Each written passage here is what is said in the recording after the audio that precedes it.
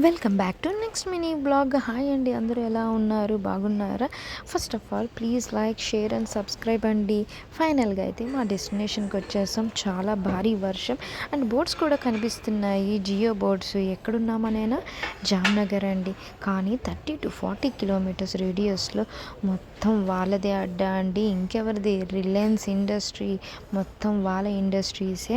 And Jamnagar నుంచి మేము ద్వారకాకి వెళ్తున్నామనండి. అండ్ ఫైనల్లీ మా డెస్టినేషన్ కూడా రీచ్ అయిపోయాం.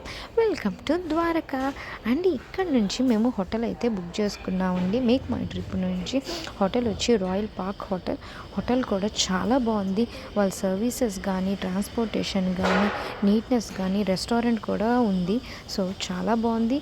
అండ్ ఈ హోటల్ నుంచి టెంపుల్కి మాత్రం ఓన్లీ 300 మీటర్సే వాకబుల్ డిస్టెన్స్.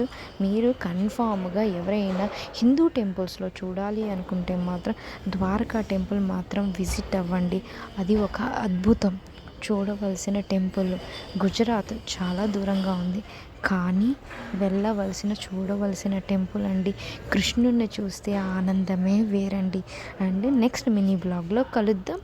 ఇంకా చాలా విషయాలన్నీ మాట్లాడుకుందాం. బాయ్ అండి.